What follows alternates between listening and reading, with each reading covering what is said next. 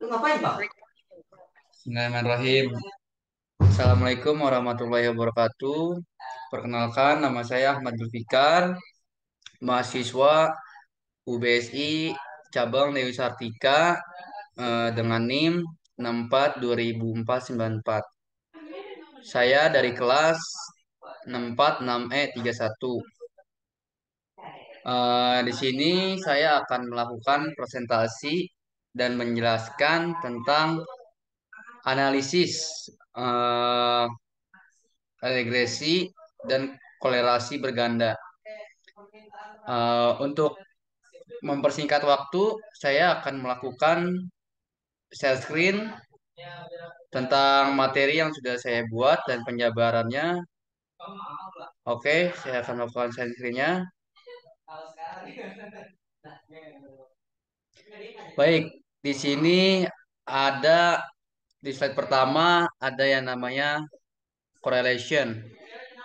Correlation itu bisa kita bilang valid karena di datanya itu memiliki bintang 2. Bintang 2 di sini. Oke, di X1 dan X2-nya sudah ada terdata bintang 2 dan Y totalnya juga sudah ada bintang 2-nya semua. Di sini ada penjabarannya yaitu correlation HO tidak ada hubungan antara rekrutmen tenaga kerja dengan kinerja karyawan. HA ada hubungan antara rekrutmen tenaga kerja dengan kinerja karyawan.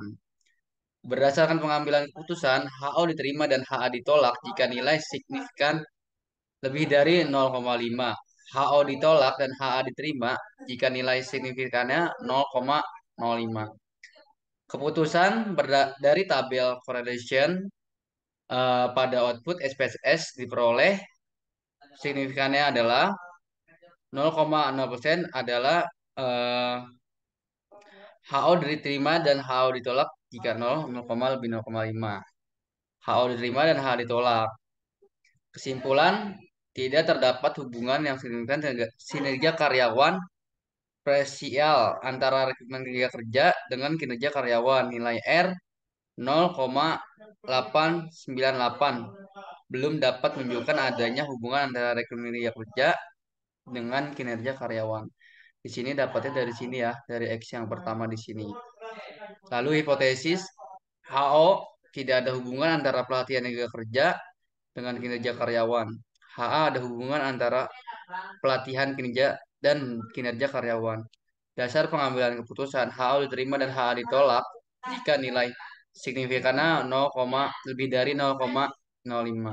HO ditolak dan HA diterima jika nilai signifikannya adalah 0, lebih kurang dari 0,05.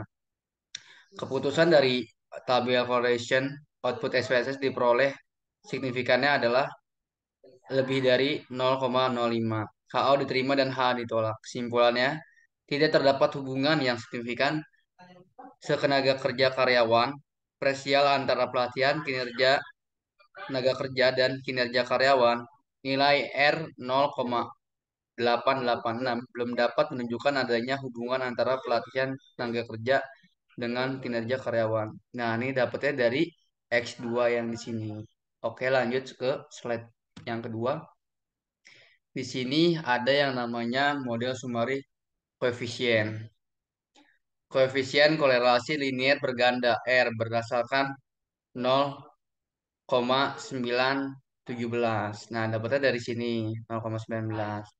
Lalu koefisien dimentirasi berganda berdasar sebesar 0,42 atau 84,2%. Nah, di sini R square-nya. Sini kita jabarin ya. Ya, nilai signifikan change-nya adalah 0,000 yang akan digunakan untuk uji efisien kolerasi dan determinasi berganda. Yang dapatnya dari sini. Oke, lanjut slide 3-nya. Hipotesisnya adalah HO tidak ada hubungan dan yang signifikan antara rekrutmen tenaga kerja dan pelatihan tenaga kerja se kinerja karyawan simultan bersama-sama dengan kinerja karyawan Y. HA ada hubungan dengan signifikan antara rekrutmen tenaga kerja X1 dan pelatihan tenaga kerja X2 tenaga kerja karyawan simultan bersama-sama dengan kinerja karyawan. Gitu yaitu Y. Dasar pengambilan keputusan. HO diterima dan HA ditolak jika nilai signifikan exchange-nya lebih dari 0,06, 0,05. HO ditolak dan HA diterima jika nilai signifikansinya kurang dari 0,06. Keputusan yaitu karena signifikansinya adalah 0,00, jadi kurang dari 0,05, maka HO ditolak dan HA diterima. Ya, kesimpulannya terdapat hubungan yang signifikan antara rekrutmen karyawan, rekrutmen tenaga kerja dan pelatihan tenaga kerja. Sekinerja karyawan simultan bersama-sama dengan kinerja karyawan dengan nilai koefisien korelasi berganda yaitu sebesar 0,917 dari yang tadi itu kita dapat. Di sini kesimpulannya. Oke, untuk yang slide keempatnya, di sini ada koefisiennya. Dan di sini kita ada penjabarannya. Konsasa adalah min 1,344 menyatakan jika tidak ada rekrutmen tenaga kerja X1 sama dengan 0. Pelatihan tenaga kerja X2, maka kinerja karyawan Y akan sebesar 1,344. Koefisien X1 sama dengan 0,610 menyatakan jika rekrutmen tenaga kerja X1 bertambah satu satuan yaitu 1%, sedangkan pelatihan tenaga kerja X2 tetap, maka akan meningkatkan kinerja karyawan Y sebesar 0,10 dan dapat 0,10-nya dari sini.